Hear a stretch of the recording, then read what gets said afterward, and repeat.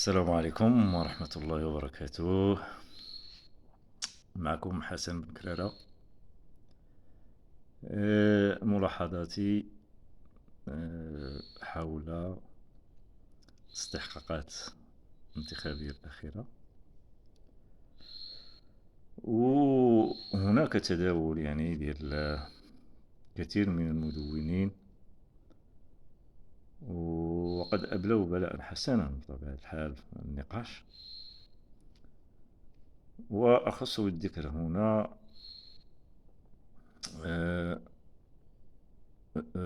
ما يتعلق بحزب العدالة والتنمية،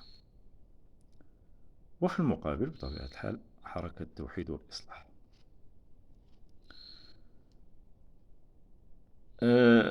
أي نقاش كيبان لي أنا والله أعلم، أي نقاش، خصوصا في هذه الفترة، على أن بدأ النقاش في نظري في وقت مبكر، قبل أن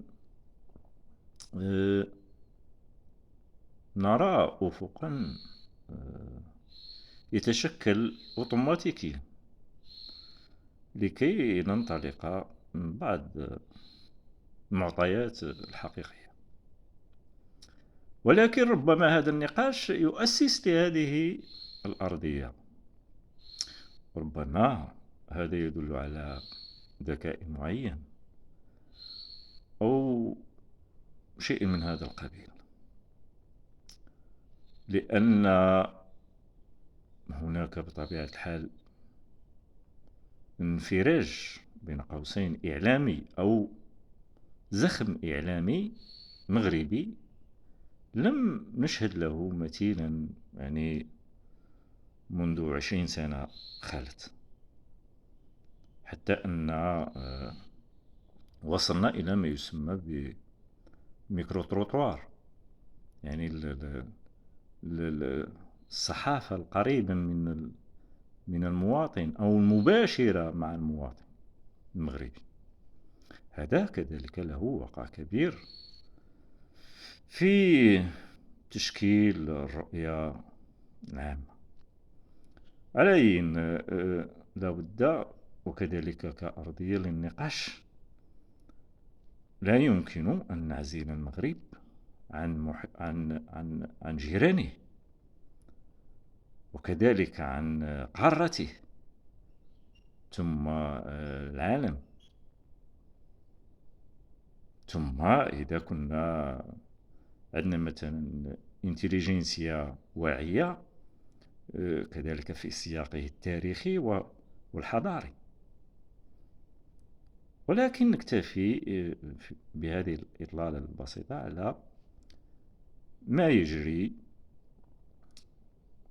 لأدلي بدلوي حسب معرفتي وحسب ثقافتي وحسب تربيتي إلى آخره. فلا بد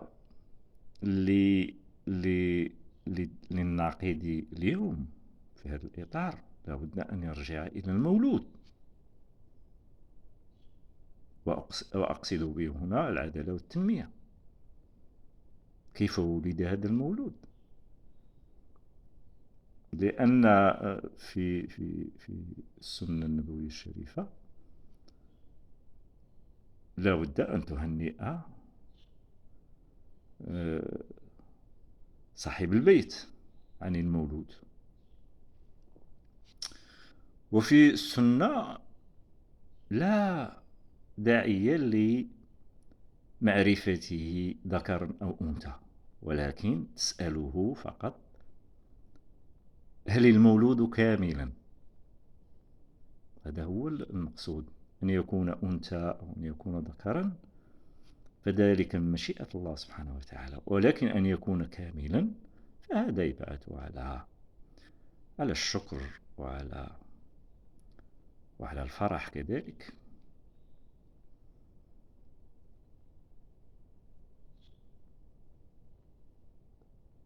هنا المسألة الخلقية لها دور كبير، ولكن إذا ولد المولود بعاهة معينة فذلك أمر الله. لا يمكن أن نتدخل فيه.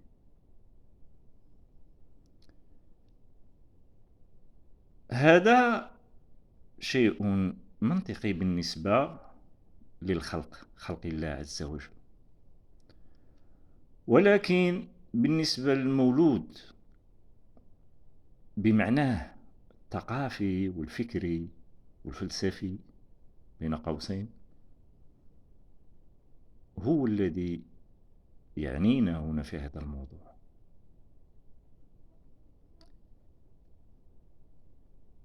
والمشكل ليس مشكل، ولكن الحالة العامة التي نراها في المولود ليست في ولادته في حد ذاتها، ولكن في نموه، كيف ينمو. لأن الأعراض الخلقية عند الإنسان تبدأ يوم ولادته، ولكن في المشروع تنمو معه.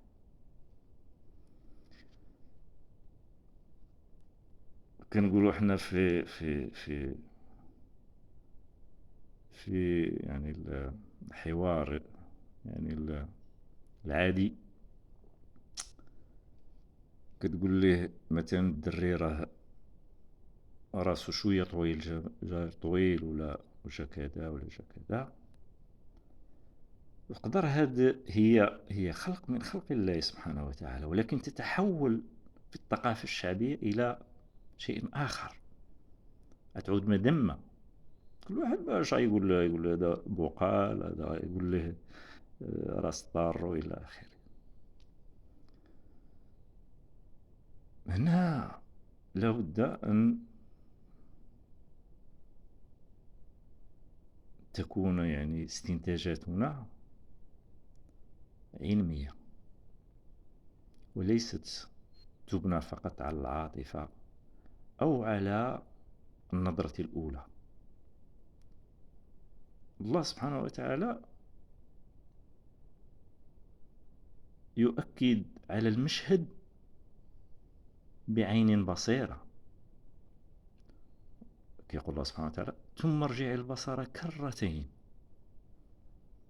ليس كرة واحدة، لأن الأولى يمكن أن تكون عابرة وتحكم بها على المشهد، وهذا خطأ. ولكن حينما تعيد الكرة تفرز تصورات جديدة لم تكن في النظرة الأولى. إذن أقول أن المولود يشهد به أصحاب الدار أولا، أصحاب البيت أولا. كيف خارج؟ عندما تيقن حسب المقدورات الفكرية والثقافية ديال رواد الحركة الإسلامية بأن هذا المولود وصل إلى نضج معين، لا بد أن ندخله للمجتمع لكي يتعلم القيادة.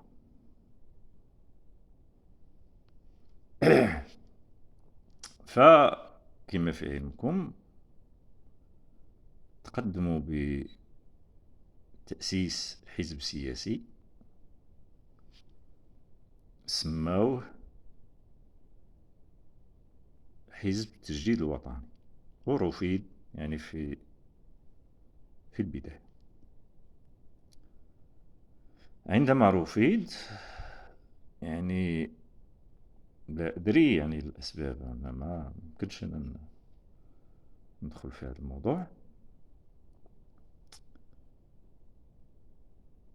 ولكن النقطة الأساسية التي يجب أن ننطلق منها وهو أن الحزب الجديد بل وراء فكرة معينة كمجموعة مبادئ،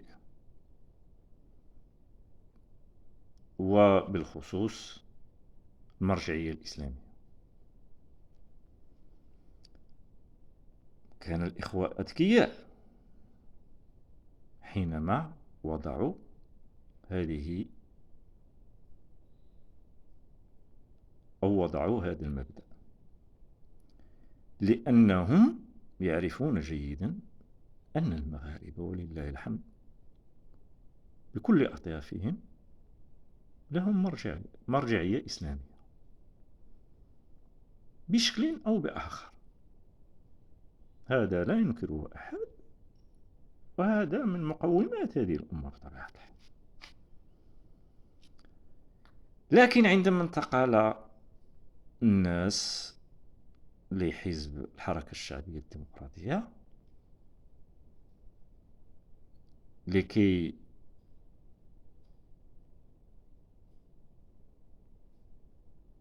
يصنعوا بين قوسين شراكة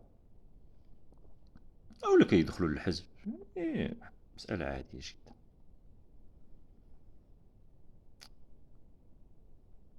هل طرحت مسألة المرجعية الإسلامية؟ هذا سؤال يحتاج إلى جواب. أم دخلوا ووجدوا حزب سياسي كان قد توقف لظروف معينة أجهلوها؟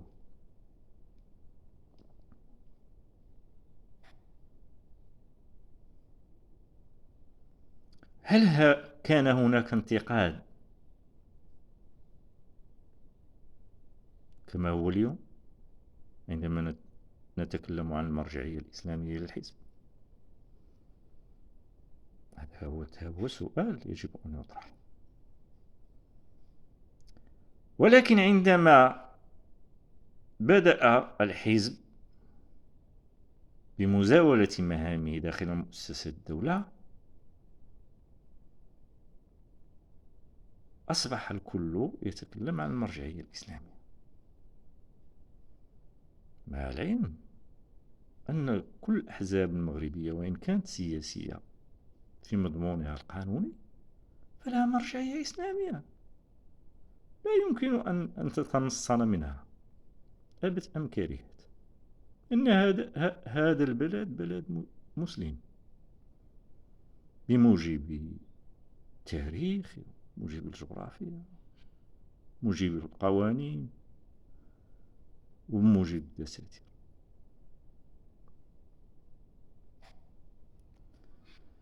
إذن الناس عندما دخلوا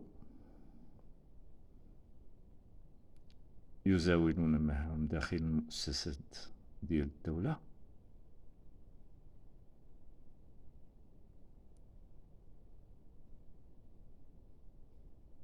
عطاو نتائج، وما يمكنش شي مغربي حر ينسى أو لا يتناسى بأن هاد الناس ما داروا والو، وإلا سنكون قد جنينا على أنفسنا ذنبا عظيما.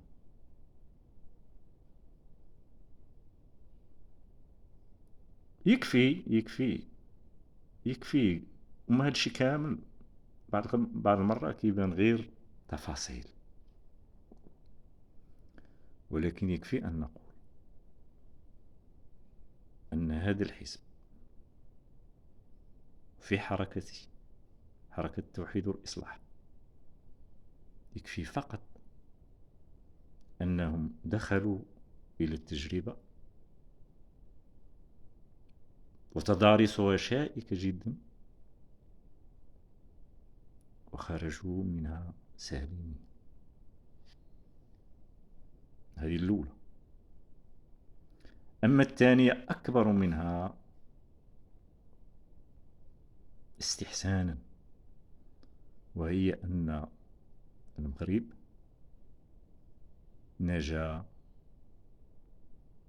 من شيء كنا لا نعلم عقبه، وهذا قدر من الله. لأن شحال ديال الناس كيقول لك أودي 20 فبراير كانت هي السبب في بزوغ نجم العدالة والتنمية. راه ممكن، ولكن شكون يقدر يقدر التقديرات الحقيقية والمناسبة؟ لا أحد.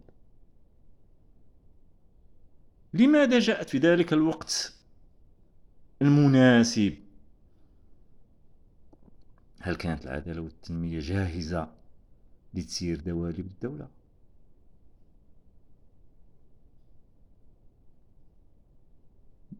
ومر ذلك يعني التحول يعني أوتوماتيكيا؟ ثم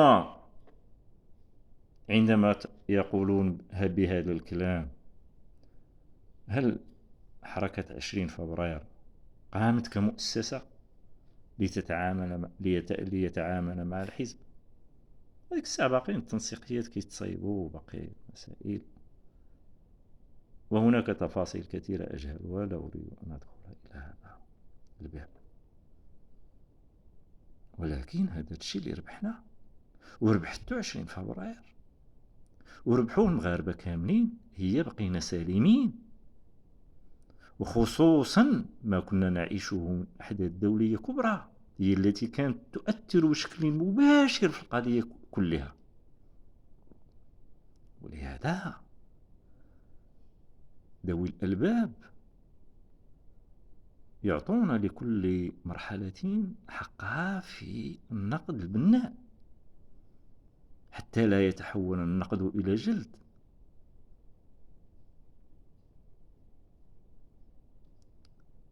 على أين يعني الموضوع يطول. قلت باش نختم هذا الفصل هذا، لأن باقي مؤثرات أخرى، والموضوع طويل. مثلا من الخاسر ومن الرابح في هذه الاستحقاقات، وهي ثنائية خطيرة جدا يجب أن ننتبه إليها، وخصوصا إذا كنا شيئا ما نؤصل لبعض المصطلحات الدائرة. خسران يعني لا أحد يحب الخسارة، وإذا بحثت يعني على الخسارة والخسران والخاسرين في القرآن الكريم تجد أن الأمر مهول جدا. فإنسان يقول اللهم لا تجعلنا من الخاسرين،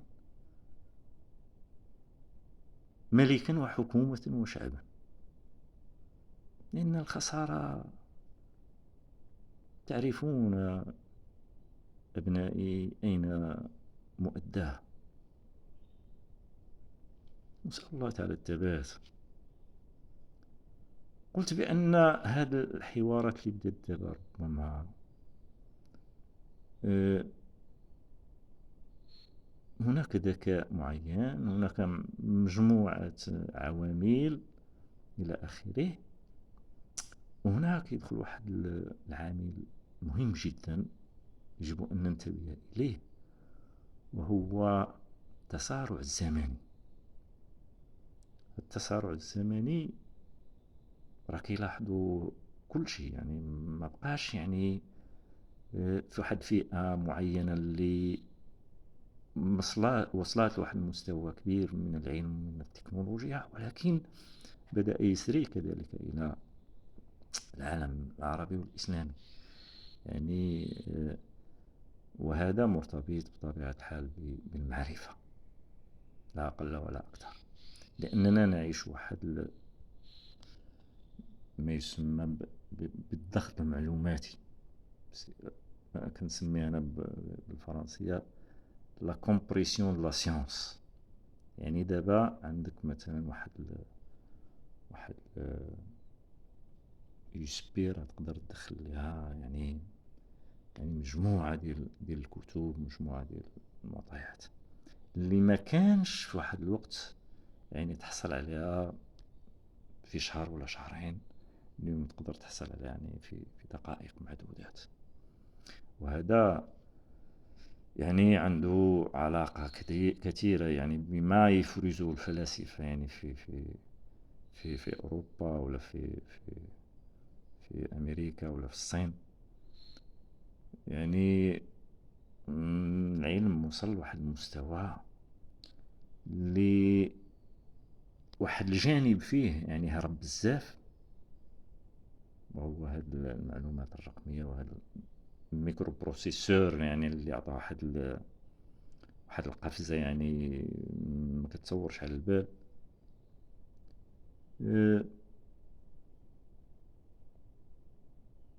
اللي قال هذيك الكلمة ديال نهاية التاريخ يجب أن نقرأها قراءة إسلامية، ولكن لا بد أن نعتمد فيها على تاريخ العلوم، لأن الموضوع عميق جدا. عندما يقول الفلاسفة الكبار بنهاية التاريخ ليس في مفهوم الزمن، ولكن في مفهومه الإبستمولوجي. وأنا ندخل لكم الموضوع مباشرة ونلخصه في شي كلمات. دابا التكنولوجيا من تطورات بواحد الشكل غريب، ما بقاتش العلوم الإنسانية كتتابع مجريات الأحداث العالمية بدقة، فانفلت هذا العلم، يعني وصل لواحد المستوى غريب جدا. لهذا ملي كيقول نهاية التاريخ فالمسألة عندها علاقة بنقد العلوم. دابا العلوم ما بقاتش عندها دراسات عميقة جدا في النقد، لأن هاد الطرف منها اللي هرب بزاف واحد المستوى كبير ما بقاش يتحكم فيه العالم، يعود غادي اوتوماتيك، وهذه هي الخطورة اللي كاينه. ولكن كاين إكراهات كثيرة جدا اليوم يعني تقلق المصلحين في العالم، وماشي غير المسلمين فقط، حتى من أجناس أخرى. ما آخر ما وصلوا له ثنائيتين، حفظهم مزيان هذه يديروا يعني ما تنسوهمش. الثنائية الأولى كتقول لك حتمية العلم والدين، حتمية العلم والدين يقدروا كيدوي في المستقبل. الثنائية الثانية وهي التنمية والأخلاق.